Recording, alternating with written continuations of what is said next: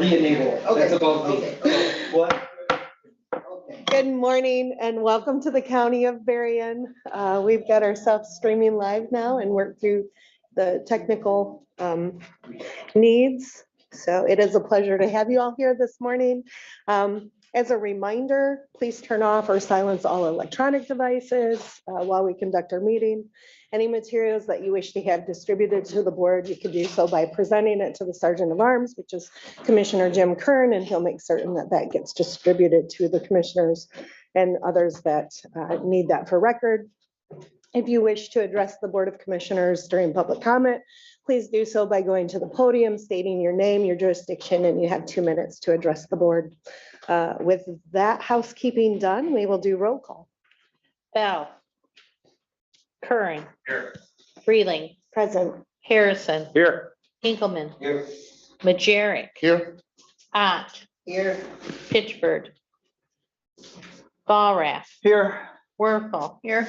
Yarborough. Present. Elliott. Madam Chair, we have 9 present, 3 absent. Thank you. We have a quorum. The chair did reach out to me. He will be coming in a short while. He's just a little delayed, so I told him I'd get things rolling. With that, so the next item on our agenda is approval of the minutes from the August 24th meeting. Did everybody receive those minutes and have had a chance to review them? I make a motion. Thank you. All right, I have a motion made by Commissioner Yarborough, support by Commissioner Bollrath. Any discussion on the minutes, changes? All those in favor say aye, Aye. and those opposed, no. All right, minutes are approved. Requisition review. Good morning. I did lay the list out for everybody this morning, but does anybody have any questions about the requisition list? Okay, thank you.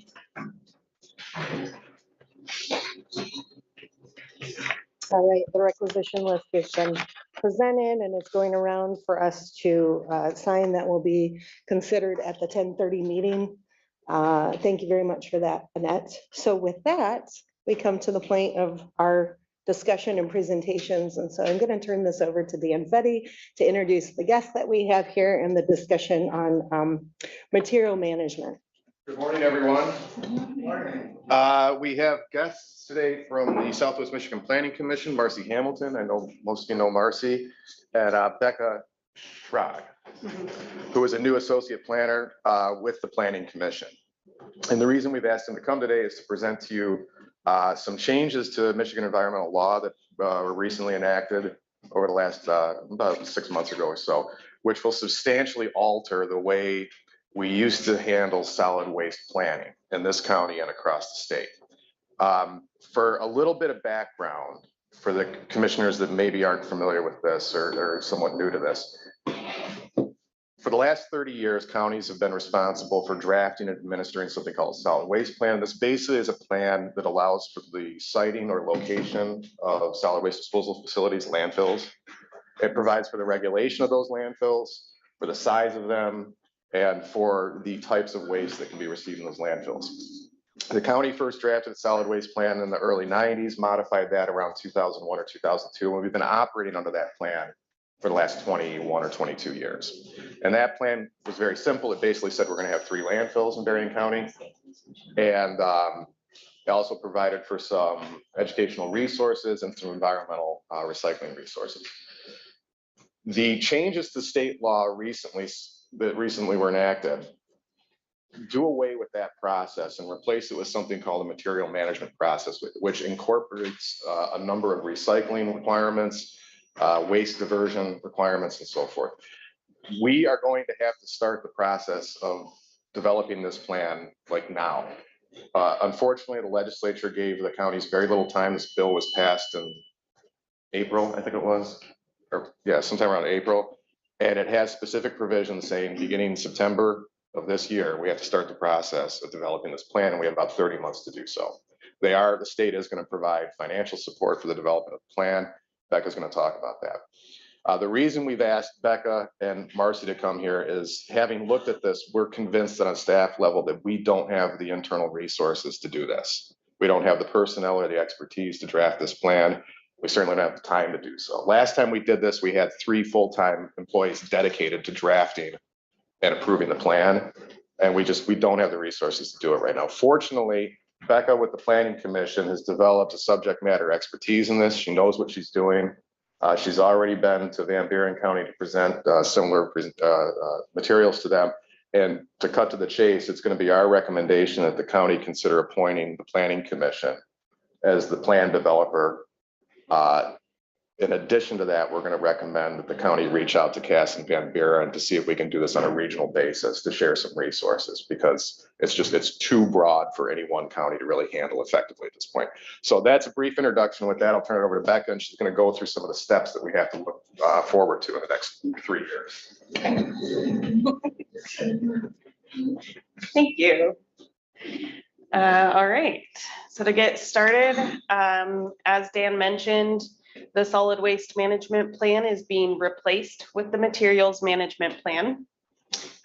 Some of the reasons for this is that the state of Michigan wants to have a better sustainable management of materials, including diversion of materials from the landfills and focusing on productive reuse. So Michigan has a very strong recycling economy, and they want to capitalize on that for our own residents rather than incoming recyclables. So doing so will help protect public health and the environment and benefit economies and communities in Michigan, again, with those economies already existing for recyclables. Some of the goals of the plan include the state has a goal of 45% municipal solid waste recycling rate by 2029. This plan across the state will help achieve that. They also are interested in creating needed infrastructure and programs for utilization.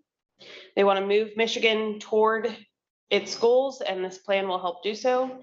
And as Dan mentioned, there were a lot of people involved with the solid waste management planning that are no longer in local government, and they want to bring back personnel resources so that there are individuals who have delved deep into this conversation and know what they're doing. All right, so the plan, as Dan mentioned, is very large. There's a lot of different things that need to be included.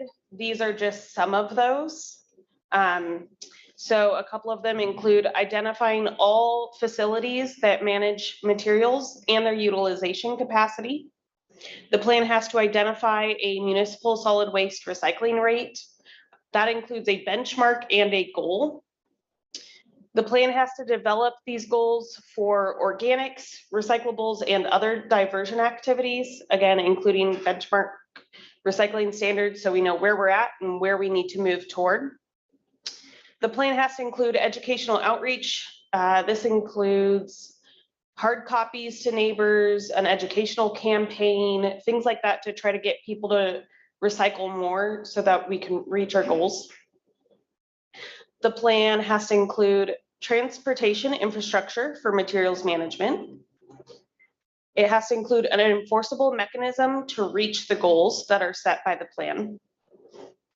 It needs to include facilities that are needed can be developed. So let's say the counties that work together, if they work together, don't have a recycling facility and don't have the ability to get an agreement with another recycling hauler or facility, they need to have an avenue for citing a recycling facility and making it happen.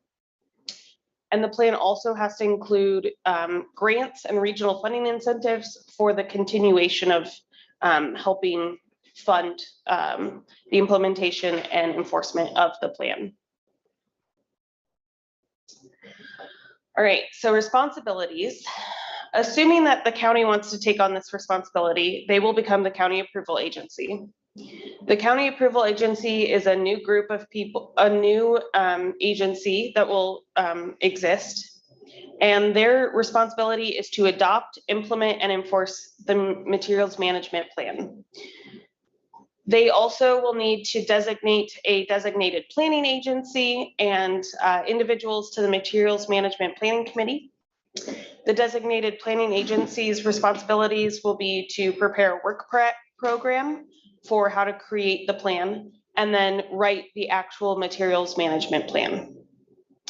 The Materials Management Planning Committee, which is replacing the Solid Waste Management Planning Committee.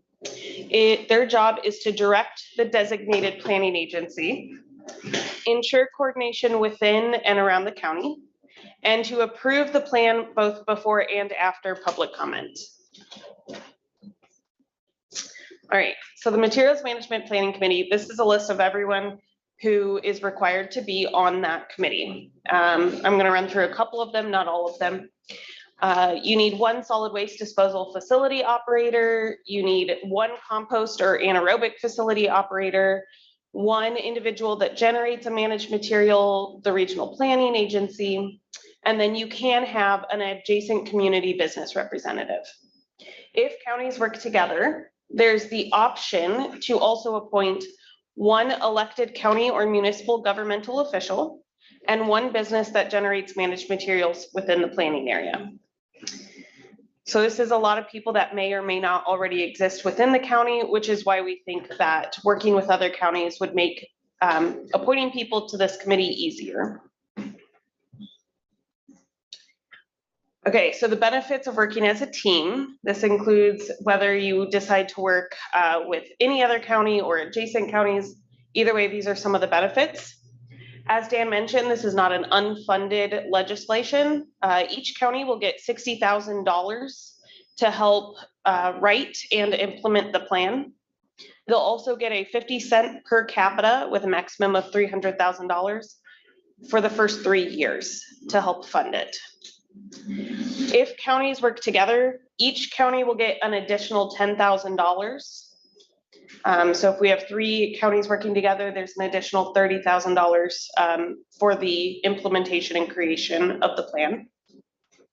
Other benefits include sharing implementation costs, streamlining access to regional facilities. So let's say Berrien doesn't have a compost facility and they need one, maybe another county does, and that's an easier process than if Berrien decided to write this plan on their own. Another benefit is to standardize the educational campaign. The plan could just have one campaign that is easier to implement. You can increase your service options. The plan has capacity requirements, and so that can be easier if you're working with other counties. And material collection and access can be easier if you're working with other counties as well. And as I mentioned earlier, you can fill the Materials Management Planning Committee representative seats more easily. Okay, so I talked about the what, the who, now I'm going to talk about the when. As Dan mentioned, the Materials Management Plan is supposed to be initiated September 25 this month. 23? 23, my bad, okay. The 23rd. After that happens, Board of Commissioners have 180 days to file a notice of intent. There's a lot that will also need to be filed with that notice of intent, but there's 180 days to do so. After the notice of intent is filed, counties are eligible for the funding. They also will have a total of 180 days to do the next 2 boxes. So the county approval agency, which if the Board of Commissioners decides to take this on, you will become the county approval agency. It is then your job to appoint a designated planning agency and individuals to the Materials Management Planning Committee. After that is done, the designated planning agency needs to prepare a work program for how it will be written and how responsibilities will be shared. And then the Materials Management Planning Committee and Eagle both have to approve that work program. Now, like I said, both of those boxes have to happen within 180 days after filing the notice of intent. Once that work program has been approved by the MMPC and Eagle, then the designated planning agency can begin to draft the Materials Management Plan. There are a lot more steps to this. This is just the initial part of the process.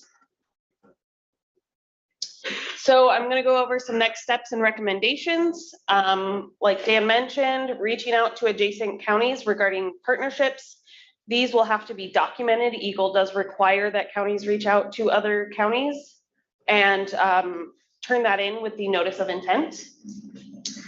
We are also suggesting that you review local mechanisms. This includes agreements with facilities or counties or haulers, whether those will be retiring in the next couple of years or need to be amended so that they will comply with the Part 115 materials management. We also are suggesting that the solid waste or material management ordinances be looked at, as well as some funding mechanism and contracts. Again, these are all already existing, but looking at them and seeing how they're gonna fit in the next 3 to 5 years with the new legislation. If the county decides to work with other counties, we are suggesting that you all start to draft an interlocal agreement. This interlocal agreement will have to be turned in with the notice of intent, and it has to be approved by all parties. So this interlocal agreement will need to include bylaws, the approval process for the plan, how the county approval agency will appoint the planning committee, a budget for implementation and creation of the plan, and then again, how the plan will be implemented. So all of that, again, will need to be included in the interlocal agreement, approved by everyone involved, and turned in with the notice of intent, which is due 180 days after September. So then our last recommendation again is to just submit the notice of intent. Again, 180 days after September 23rd. 25 was fine. It was that years. Oh, okay. Yeah, sorry. Yep, September 25th. So it'll be due March 24 of next year. So by that point, you'll need to have the notice of intent signed, interlocal agreement if you're working with other counties, and there was one other thing that I'm now forgetting, and proof that you reached out to adjacent counties. That is all I have. I am now available for any questions. You should go over that. This whole thing. It is a lot. There's a lot there. Alex, you can see why we're recommending that we defer to the planning commission. Say this is ridiculous. Well, Not going further. Your there's mic. a law now. John and then Bob. My question is that, you know, I look at the formation of the committee and I get concerned. This committee would be in charge of the continuation, like of a landfill, the placing of a landfill, that sort of thing. No, that's not what this is. Because my concern is as what comprises the committee, that there's no local, if that in point of fact is one of the duties of this group, that there's no local input with any of the people that were outlined in that list of people that are gonna make up the committee. So one thing to keep in mind, John, I'm sorry. Similar to when the solid waste plan was first adopted, this plan has to be approved by 2/3 of all of the local governments in each county, which requires, I mean, I can't even count the number of public hearings that were held last time. But it was on the order of 2 or 3 dozen public hearings that we had to go to. Not me, but the county staff did. So the input is part of the planning process includes reaching out to communities, presenting draft plans, asking through public comment for feedback on those. So there is a huge, one of the most challenging undertakings is that public hearing process for this plan, because if you do it regionally, you're gonna have to go to all of the local communities of the 3 counties and ask for their approval of this. So, And for the county board. and for the county board ultimately has to approve it as well. And as Becca pointed out, on a regional basis, you do have the opportunity to appoint local officials, elected officials as well. Okay, well, I appreciate that because what I saw happen in the last process that they had when they landed that, you went through all that, but 2/3 is not that big a hurdle to get over, because as long as it's not in, a landfill isn't in somebody's backyard, Yeah. and it's in somebody else's backyard, I'll vote to approve that. And Dave knows full well just exactly what the problems the landfill creates for Yeah. Coloma primarily. Smells horrific, and absolutely, and sometimes actually in the morning, it's beyond bearable. And community is, they feel that I've taken my turn, right? So we capped this landfill off, now it's somebody else's turn. It's easy. Well, when I you're think- trying to get 2/3. I think you're getting ahead of where we're going with this. Well, though. This but my- isn't gonna be, we're not talking about closing landfills and opening new ones. Okay, Okay, but my point is that as the committee is comprised, if the locale is not properly represented in there, it's in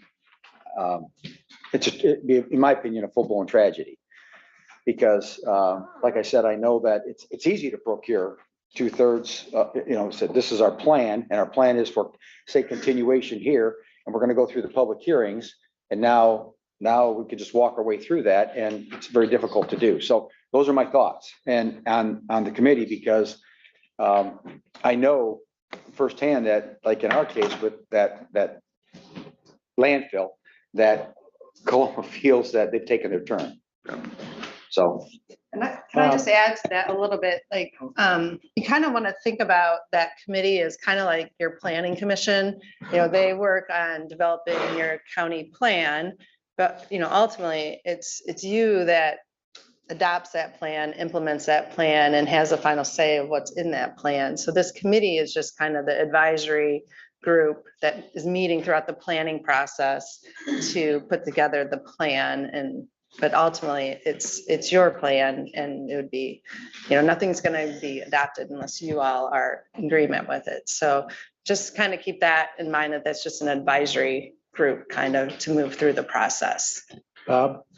My question's about the scope. Will this address, chemical waste and medical waste items?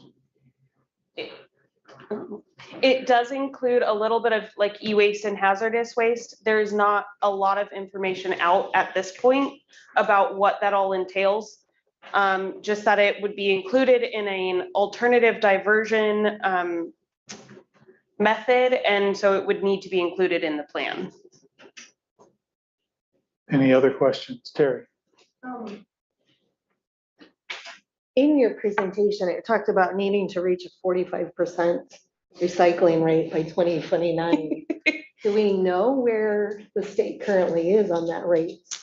I believe it's around 23%. it is. In fact, I just looked it up last night. We're at between 22 and 23%, which is the lowest in the Midwest. Most of the Midwest. That's a high benchmark for us to try to reach in with such a short runway, like, we've got some time to develop the plan, but I guess the best place to start is take the first step of creating the plan. And they're not asking that in 3 years we're reaching that goal, but that we're moving towards it. Quickly, if the deadline is Moving. 2029. Yes. You got 3 more years after that 3 years. Got it, Amy. thank you. What will happen with what we have now, what is called solid waste? Will it be eased out, or will you use some of it? Whatever The that solid is. waste plan, as it exists right now, will basically be rescinded by the adoption of the material management plan. So the provisions that exist within that solid waste plan are gonna have to be carried over into the material management plan to the extent they relate to the regulated landfills we currently have. This material management plan, of course, encompasses a lot more than what the solid waste plan ever did. So we'll probably have to take the existing provisions of solid waste and start to move them into this new plan. But this is the solid waste planning process was a beast to get through. Marcy went through it herself, writing Cass County's plan in the late 90s. Dennis Shue, I was laughing this morning. I told Dennis Shue that we were going to have to redo the solid waste plan. And he joked to me, he said, I thought I told you to retire before that happened. So it was, for the commissioners or the members of the community that were familiar with it, was a very, very lengthy and difficult process. And this is going to be much, much more convoluted than even that was. Thank you. So Act 641 is gonna be gone. This is under part 115 of Act 452, the Michigan Environmental Protection Act. Okay, Michael? Dan, you mentioned you looked up some Some other statistics, and Michigan was one of the lowest. What were the other states around us? The other states would be Wisconsin, or Minnesota, Wisconsin, Illinois, Indiana, and Ohio were the ones I looked at, and they're all right around 30 to 40% recycling rate. So we are substantially lower than what our neighboring states are accomplishing. Other questions? Okay, Dan? Just one comment, we're not asking for board action right now, but because this is all new to you, you're just seeing it for the first time. But we will be coming back to the next few weeks with a resolution to not necessarily designate the planning commission for this purpose, but to retain their services for the purpose of getting through this first 180 days and then moving forward after. Okay, Marcy, Becca, Dan, Jill, appreciate you all being here. If there are no other questions, we'll move to public comments.